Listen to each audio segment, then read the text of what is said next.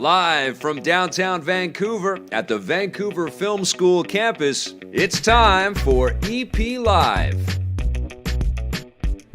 Hey, welcome to Friday night. Yes, there has been a little bit of a party here at the VFS Cafe, a recent graduation celebration, so congratulations to everybody here that is graduating from something tonight. That's super cool. And that's something that we have to kind of deal with as we share the space here at the VFS Cafe, so sometimes we get bumped around a little bit as we try to accommodate all of the cool things that happen here at the VFS Cafe at 390 West Hastings. But one of those things is this show right here. You are tuned into EP Live. It happens Monday, Wednesday, and Friday, usually at 4:30 p.m. Pacific. And we are very excited to have everybody with us, and thank you for sticking around and waiting a little bit longer for today's episode. I promise that you are going to be very satisfied with today's show. We've got great guests on the program, actually associated with VFS. We've got the team called Egg in a Bag, which I'll ask them about.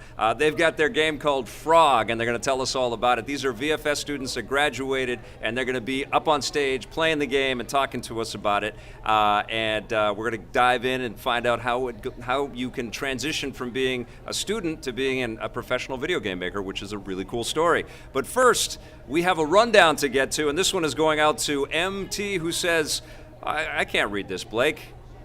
He's just too nice. He calls me a legend. It's so, okay. Thank you, MT. You're very nice. You get a rundown today. All right, like the games, it sounds like the new Mortal Kombat movie isn't going to be for the squeamish. The new big screen adaptation of the notoriously violent fighting game franchise will be rated R. That's according to the film's screenwriter, Greg Russo, who says they're making it with an R rating in mind, so there will be plenty of fatalities depicted on screen. This means the new movie will be much more violent than the PG-13 film adaptations from the 90s, although it seems doubtful that even with an R rating, it will be enough for some of the more brutal fatalities from the recent games. Big-budget films tend to avoid R ratings because it means fewer people can see it, although R-rated movies have seen a resurgence thanks to successful films like Deadpool. The new Mortal Kombat movie hits the screens in 2021, and I think if the filmmakers are looking at Deadpool as their raison d'etre, as the way that they're going to kind of put this film together, that's exactly the right move, because as grotesque as the fatalities can be in Mortal Kombat, they're also usually quite funny, and they put a smile on your face even though you're doing a lot of, oh my God, I can't believe what I'm seeing. So, you know, the filmmakers can go pretty crazy with this. Deadpool is incredibly violent. Deadpool was shooting 3 people through the head with 1 bullet. And then you could see through that hole. It was crazy. All right, the Switch Lite isn't the only new version of the system on the way. Alongside the announcement of the cheaper Switch Lite earlier this week, Nintendo is also quietly updating the existing version of the console. According to a filing with the United States FCC, new versions of the regular Switch that are currently in production will have new, longer-lasting batteries, more storage, and a new CPU for faster loading times. Since Nintendo hasn't made a big fuss about this manufacturing update, don't expect these new models to be noticeably different. A much more improved Switch Pro is also rumored to be in the works. I think they're going to call it Switch Advanced, which will hopefully have bigger changes, although there's no word on when that might be announced. Now, none of this stuff is confirmed or official. They haven't made an announcement.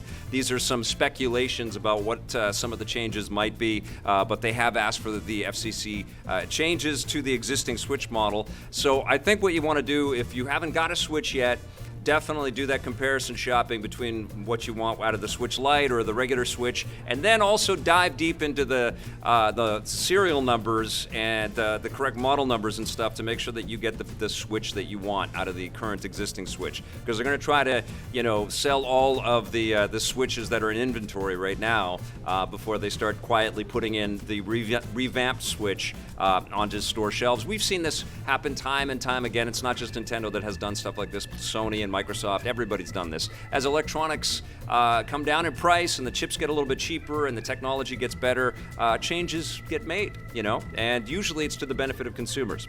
All right, the makers of Alien Isolation have a mysterious new project in gestation.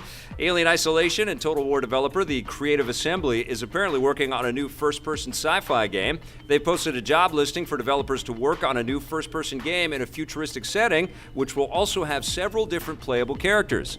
It doesn't sound like another Alien game, though, because the listing claims the unannounced project will be an original IP. Ever since Alien Isolation came out in 2014, Creative Assembly has been making more strategic Total War games, as well as co-developing Halo Wars 2. So Alien Isolation fans are eager to see them return to the genre. I would not be surprised if this is a stealth Alien game, but they don't want to announce that. They don't want to put that into the listing because people like me are going to be speculating and putting YouTube videos out there and try to spoil the surprise for lots of people out there. But Fox is still hard at, well, it's Disney now. It's crazy. It's all Disney now. Are we Disney? Blake, are we Disney? We're not Disney yet. Okay. They are working on new Alien stuff. They always are. Ridley Scott is always working on Alien stuff. He's just like, I've got to get it out of me. He's always writing the scripts. I won't be disappointed if it's not an Alien project. I wouldn't be disappointed if we don't see any more Alien projects, to be honest. But I did like Alien Isolation quite a bit, and I love the Creative Assembly. I think they're an incredible company, so I'm excited. Whatever they got for us, I'm there. I'm super pumped for that. All right, another game maker wants to sell you yet another tiny retro console. I was actually thinking about this. Well, I'll talk about it in a second. Konami has announced the full lineup of games coming to their TurboGrafx 16 Mini. Along with already announced classics like R-Type and Ys Books 1 and 2, the system will also come with Bomberman 93, Chu-Man Fu, and Soldier Blade for a total of 50 games spanning both the Japanese and international versions of the system.